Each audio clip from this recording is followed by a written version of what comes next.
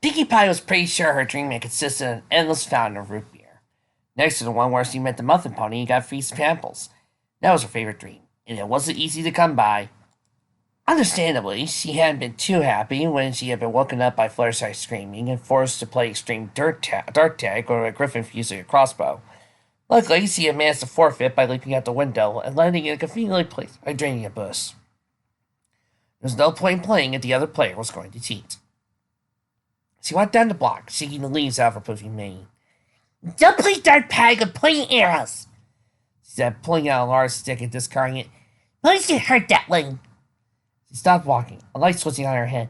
Wait a minute. I think he was trying to hurt me. And her light turned on. "That was one of the mean griffins from earlier." An arrow stuck itself to the ground, but not an inch away from her hoof.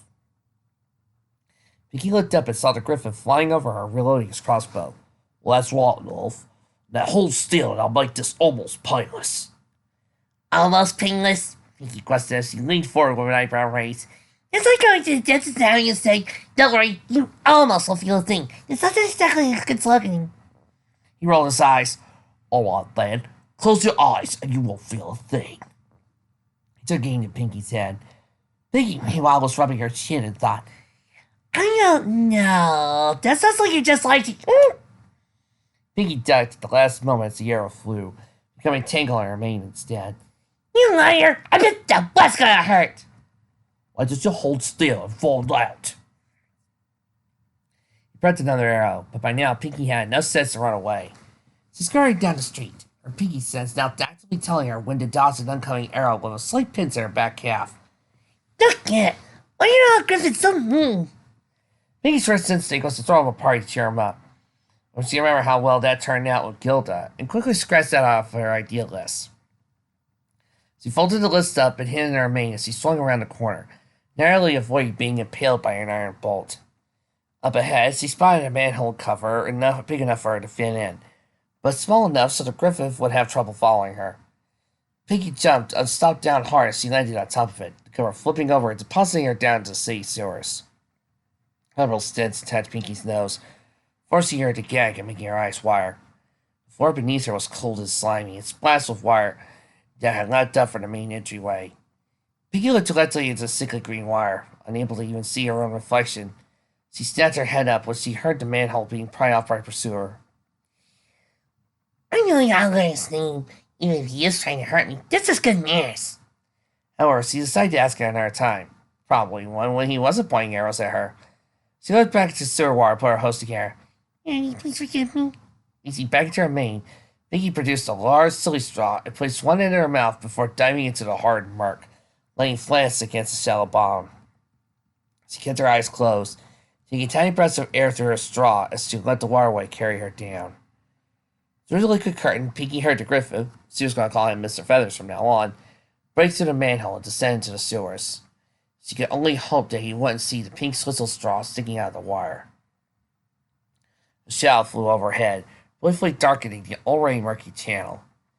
Pinkie waited a few more minutes, keeping herself unusually still until she decided to check if the coast was clear. She lifted her head out of the wire, peering into the thick gloom that coated the tails of wire. She lifted her ears next, slithering them around, trying to pick up even the slightest noise. After checking in all directions, Pinkie pulled herself out of the wire and shook off like a wet dog, then poofing out more than usual. "Phew!" Pinkie took a deep breath, coughing at the foul scent that still lingered in the air. "Well, at least I can check off sewer swimming and put it under things I should never do again." As quiet as a mouse, she slipped through the tunnels, aware that Mr. Feathers was most likely still on the prowl. But now, Pinkie had the element of surprise, her favorite non-magical element. The sound of her host clacking against the moist pavement and the wire dripping down from the pipes echoed softly around Pinkie, disturbing the otherwise oppressive silence. Pinkie took comfort in the tiny sounds, finding a steady rhythm that she could hum a tune to as she sauntered down the path. She was careful not to skip or break out a song, knowing full well it would give her position away. It's like a game of hide and seek. Deeper within the shadows, Pinkie could make out faint mutterings and fussing on wires. She eased around the corner and found Mr. Feathers was back towards her, grumbling under his breath. "Stupid police. If we don't find all of them, that brat's gonna have all hands. There's no way I'm going out like Jasper." Who's Jasper? Pinky asked, having moved herself onto the back of Feather's neck. Oh, what the? He began to flail himself around, trying to shake Pinky off of him. But Pinky just squealed with delight, feeling like she was on a wild carnival ride. She wished she had a hat like Applejack to swing around. With a roar of anger, Mr. Feathers threw his back against the wall, attempting to smash Pinky in his quiver of arrows in the process.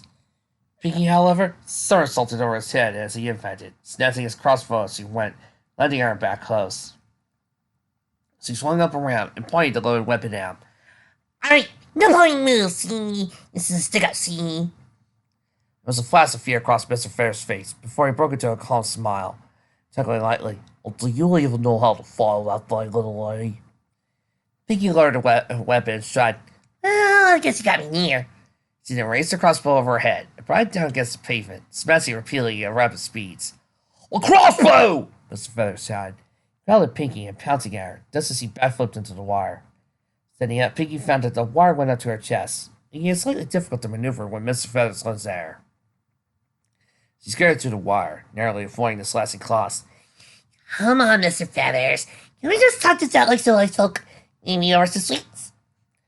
Mr. Feathers responded by lashing out once more, forcing Pinky to jerk on the wire.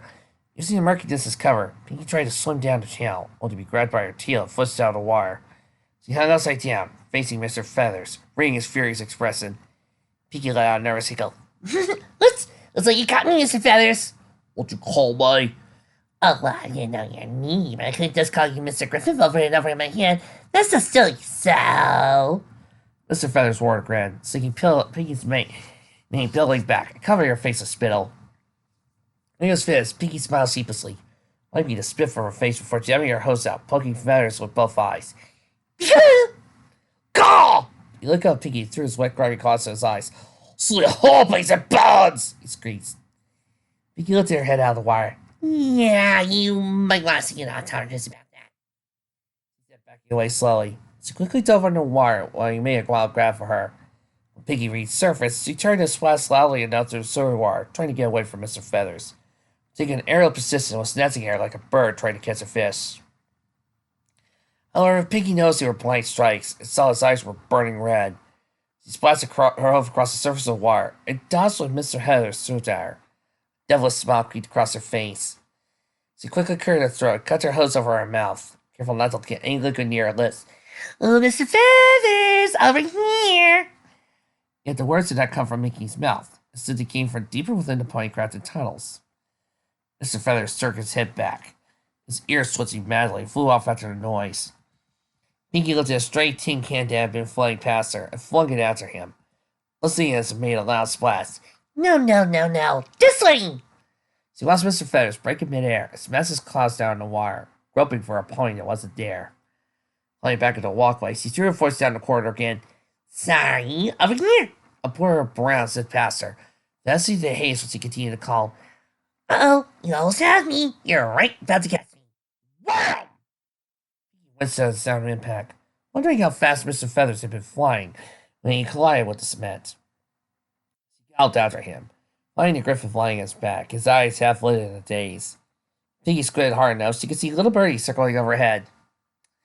She gave the Griffith a little pat, eliciting a painful moan from him, and skipped away. It had almost been as much fun as the changeling fight. Taking a deep breath, she gagged at the putrid smell permeating the air. Ugh, I need to get out of here. It smells like the cake Quinn stirring tapers. Spotting the ladder, Pinky shimmering it up and pushed herself in the manhole, finding herself surrounded by the dazzling glow of the lights. Ooh, pretty lights. Rainbow ducked, letting the barred chain swing over her head. She swirled in the air, delivered a high kick to Loon's jaw, rendering him unconscious and sending him spiraling towards the sea below. As he fell back, Rainbow turned and blocked an oncoming fist from Axel. Fighting two well-trained opponents was tougher than Rainbow originally thought it would be. Though if anyone asked later on, she of course said it had been no big deal. Even if the numerous cuts and bruises told a different story. Rainbow fought on, ignoring her pain. She had to keep Fluttershy safe. She grunted a lot for the timid and nervous Pegasus too. Well, less timid and nervous Pegasus. Still, Rainbow had seen her come a long way, and knew she could handle herself in a lot of situations. This probably wasn't one of them. In fact, as Rainbow dodged another Griffith's blows, she wondered if she herself could handle this. Wait a sec. Not thinking like a Pegasus. Should be handling this with my hooves. Should be handling this with my wings. With a powerful shove, Rainbow broke away from Axel and bolted higher into the sky, before looping all around and pulling into a vertical dive. She strapped her legs to her sides and folded her wings back, feeling the wind tear at her face. Just over the roar of rushing air, she heard Axel shout, "Oi, where do you think you're going?" Rainbow looked at her head, see him diving after her. Perfect! She ran to herself. Two of them cut through sky like falling knives. Axel quickly caught up with Rainbow, putting them neck and neck of each other. The ground drew ever closer at incredible speed, waiting for the two winged creatures to collide against it. Axel lifted his head, gave Rainbow a questioning look. The Rainbow responded with a cocketing grin.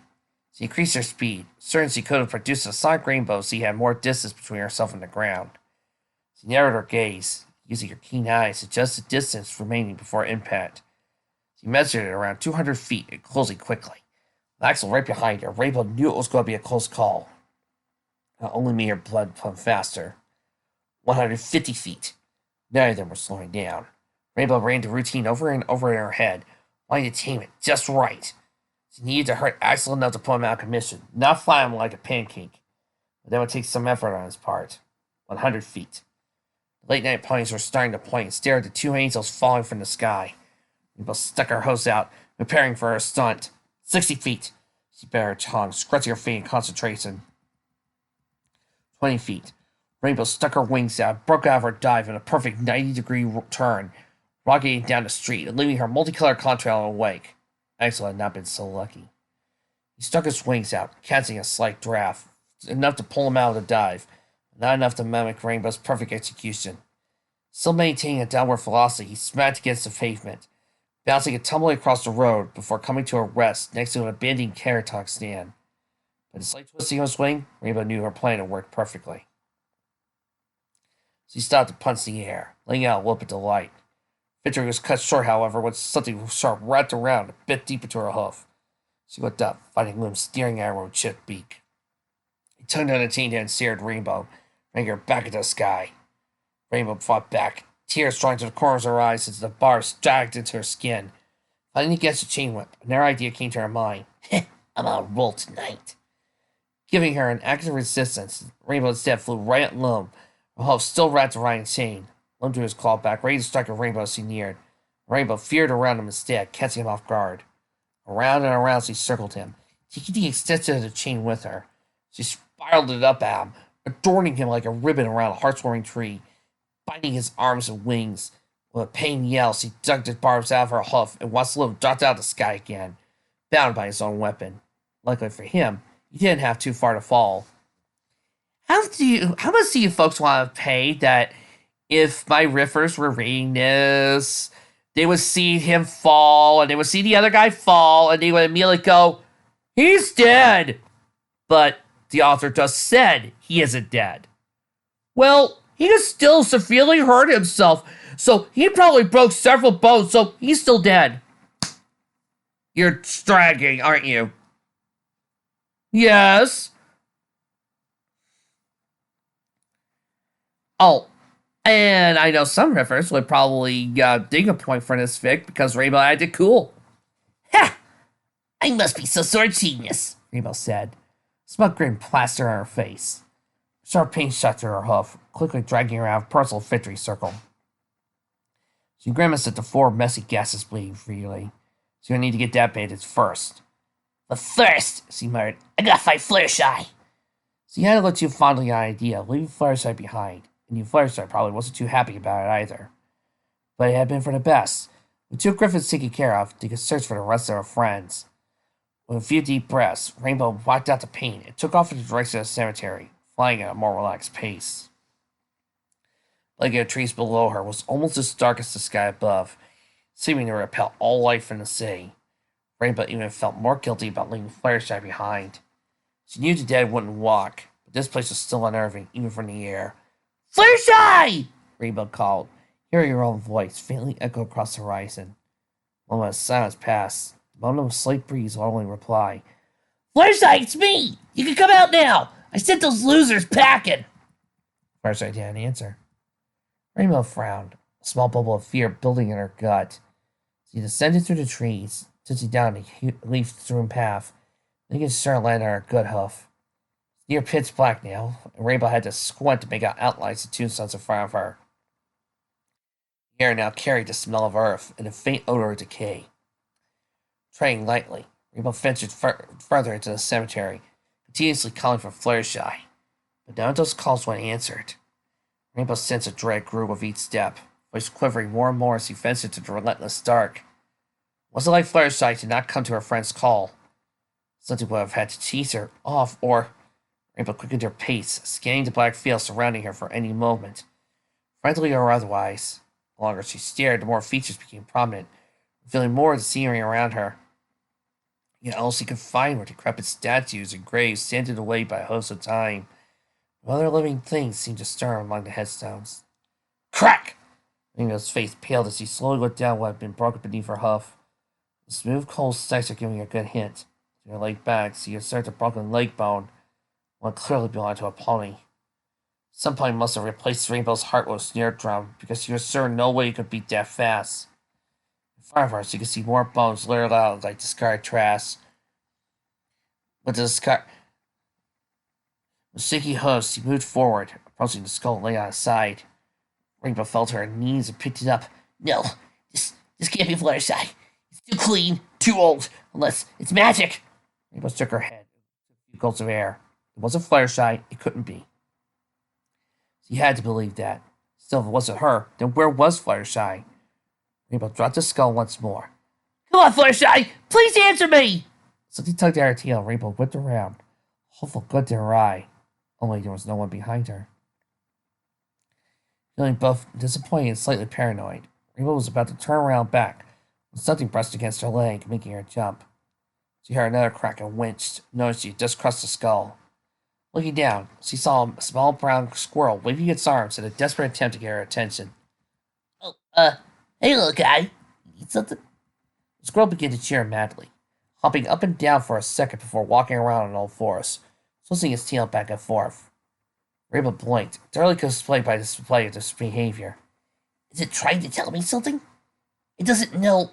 No, it can't. Can it? Are you trying to tell me what Fluttershy is? The squirrel nodded his head fervently. Really? Rainbow shouted, bringing her head down to the squirrel's level.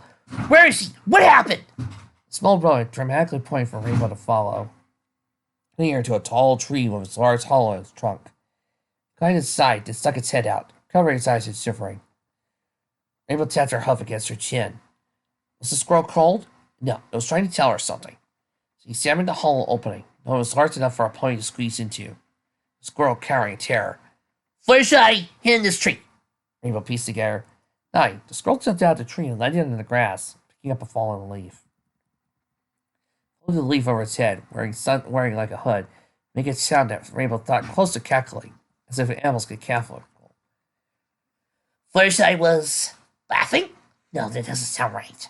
Rainbow looked down again, seeing the squirrel rub its hands together, learning to look desperately. Ugh, only cheesy villains do that. Wait a second. Villains! Did an evil pony with a dark cloak come from here? Rainbow nodded. She couldn't believe she was playing charades with a wild animal. The squirrel, however, nodded again. Rainbow gnashed her teeth together. Vesper Radiance. She dropped low, eyeing the rodent with a mixture of fury and concern. The Vesper Radiance, the cloak pony take Fluttershy away? The squirrel bobbled its head slowly, for a long look in its eye. Rainbow flew her head back and bellowed in fury. The horrible pony had the nerve to steal her best friend away. Rainbow was going to make sure she paid dearly. You hurt one hair on her head, I'll make sure you wish you were never born. She screamed to the sky. Her eyes found the scroll again. Did you see which way they went? Over a single directional gesture from the little squirrel, Rainbow was off.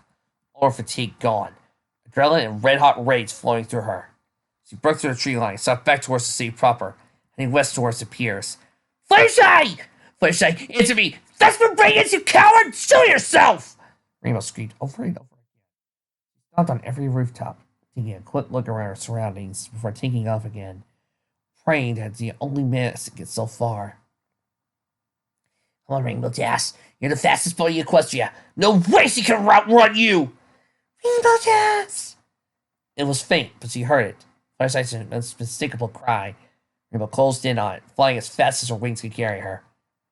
Don't worry, Shy. I'm here. Hang on! My, you're an old dog, aren't you? Rainbow came to a stop, her gaze fixated on the roof in front of her. There stood the source of all her anger. Dressed in her cloak of shadows, the alicorn amulet ringing in its eerie crimson light. Suspended in a red aurora next to her was an unconscious Fluttershy. You! Rainbow charged her and outstretched herself ready to bash Vesper's face in. But the moment before she contacted, she vanished. Rainbow forced herself to a halt, twisting this way and that to hunt for the target. Yoo-hoo, over here. Flipping her head around, Rainbow found Vesper on a distant roof. She could almost feel the villain sneering at her from under a hood. With a snarl, Rainbow flew at her again, waiting to have her teleport once more. Ugh! Rainbow growled in frustration. Hold still! And where's so fun in that? Voice whispered in her ear. Rainbow swung her hoof, only catching air as a horrendous giggle flowed through her ears. She turned around, spying Vesper not too far away. Come on, old fastest flyer in Equestria. I won't move this time, I promise.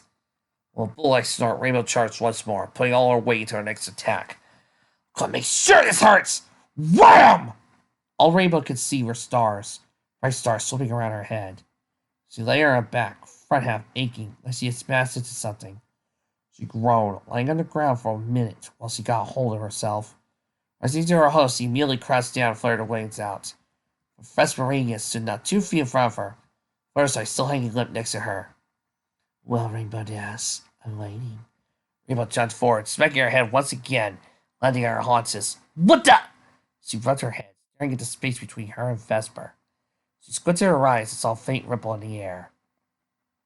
She leaned forward and pressed her hoof against what felt like one of Twilight's force fields. Slamming her hoof against it, Rainbow saw a flash of red blink in front of her. She pounded her hoof again, watching as an outline appeared, extending up and closing what looked like half of the city from Rainbow's view. She gained at the dome, then looked at Vesper. You coward! Let's out of here! If you want to live and see another day, I suggest you stay there. But don't worry, I'll be back to kill you quite soon. That is, if you aren't already dead by my return. Rainbow repeatedly beat against the force field. Let Fluttershy go! Let her go, or you'll what? Bark at me some more. Ooh, yeah, so scary. I feel so very threatened right now. I might as well give up and go home. She let out a harsh laugh, seeking Fluttershy a magical grip. You caught me in a good mood, Rainbow Dash. Otherwise, you'd be nothing more than a speck on the floor. Your angry face and pointless struggle are so very amusing to watch. I said let Fluttershy go right now! Vesper chuckled darkly. I can't do that, Rainbow Dash. You see, I need her. Alive, luckily for you. So don't worry. I'll keep her nice and safe. At least until she serves her purpose. Then you can have her back in tiny little pieces. She said casually, unnerving Rainbow to her core. You hurt her, I swear! You might want to hold on to that fake insult. Vesper pointed behind Rainbow. You have an admirer.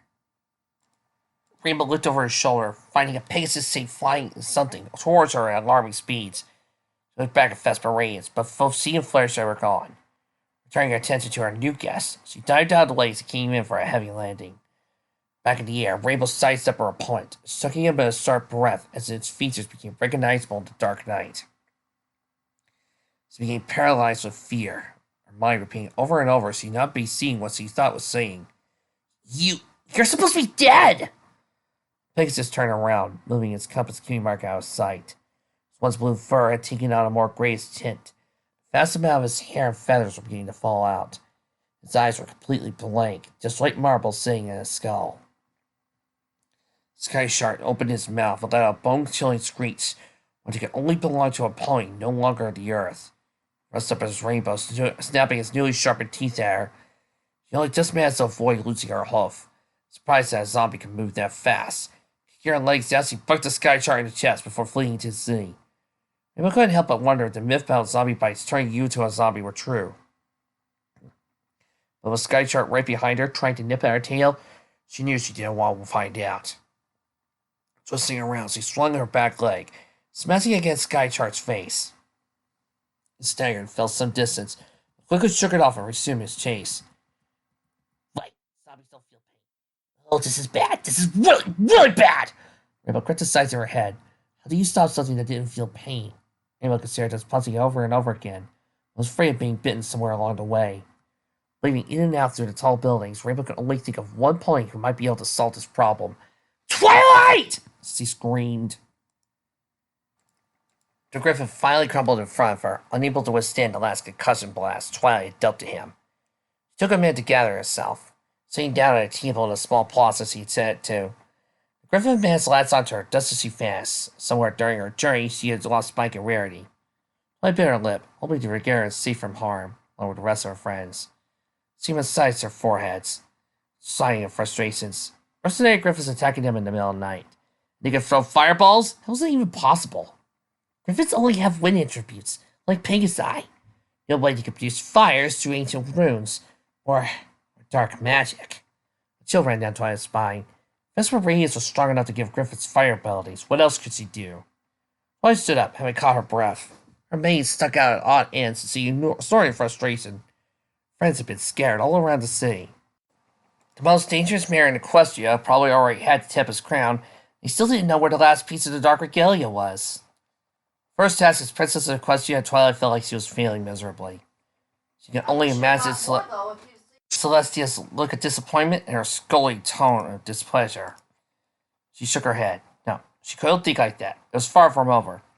Friends had endured worse and always come out top. She just had to round them all up and fast. But how?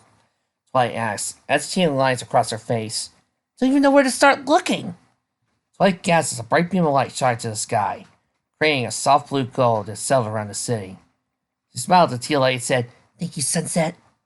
Breaking to a gallop, Twilight followed the beacon, teleporting every few minutes to help close the distance.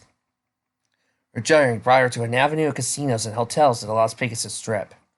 She came to a slow canter where she approached the hall-type pillar, emitting the pillar of light from its tip, concentrating on reuniting with her friends briefly broken by the building's architectural design. Hotel's shaped to a pyramid was simply astounding. She made a mental note to come back and examine it later. As Twilight neared the paw of the marble sphinx, she continuously glanced around for any sign of her friends. Amongst the thin crowd of tiny party-going ponies, yet she found no familiar faces, not even Sunset's. Maybe they're all inside. Twilight said to herself, heading for the entrance. Twilight! A shrill voice broke through the night. Twilight whipped her head back. Rainbow Dash? Flying at top speed was the blue Pegasus herself, horrified expressing on her face. Twilight's eyes widened and panicked as she realized Rainbow wasn't slowing down. She collided with Twilight, sending both of them into a heap. Twilight! Rainbow said, growing off the ground, shaking her shoulders. Problem! Really big problem! No, a lot of problems! Flare side, Vesper radius, barrier, zombies! Rainbow, slow down. I can't even tell what you're saying. Twilight pulled away from Rainbow's embrace, shaking herself off. Now, please, slowly, tell me what you're saying. Rainbow pointed with a hoof. Well, first, there's that. Speeding down the avenue was another Pegasus, but Twilight could already sense something was wrong with it. She tested her body, preparing her horn for attack. A teal blast smelled to the side of the Pegasus, sending it flying parallel to it. The ambulating ponies passing by screamed in panic and fled as the Pegasus tumbled to the ground. Twilight looked up to the Sphinx's head to see Sunset clambering down, looking less than graceful as she did. She lost her footing and tumbled down the leg, coming to a rest on the top of his paw. The rope of her hourglass tried to choke her. Rainbow and Twilight quickly rushed to her side. Well, Sunset, you okay? Rainbow asked. Jeez, what happened to you? Sunset pushed herself into a standing position and untangled herself. I don't want to talk about it, she grumbled in a disgruntled tone. Twilight took note of the blood-stained linen wrapped around her chest and the hard, pensive look in her eye. She was about to push for information, but Sunset cut her off. Was that a sky chart I just blasted? She pointed to the pony, already getting back to his hooves. He twisted his head, popping the bones in his neck before hissing at the three mares, saliva dripping from his maw. Rainbow hastily nodded her head. He's a zombie! There's no such thing as zombie ponies! Twilight scolded crazily. Well, you might want to tell him that. Sunset jerked her head. Sky Chart flared its wings, allowing Twilight to catch a glimmer of pads of modded skin. She laid her horn, bracing herself for an imminent attack. Okay, maybe he is a zombie. Sky's heart lunged at him. A rope flew around, wrapped around his midsection, sending him back down to the ground. I'll ask you not to go hurt him out for you, Psych of Minutes, Applejack said, strolling to view. Twilight case sky chart, a small force field, walking up to Applejack. Thanks, AJ. No nice to jerk you. I'm just glad to see you all okay. Well, mostly okay. Remo let out a frustrated yell, startling both parties for Twilight to focus on the force field to waver. That's what I've been trying to tell you! Everything's not okay! Remo shouted, starting to hyperventilate. Fluttershy! Vesper Radiance has Fluttershy!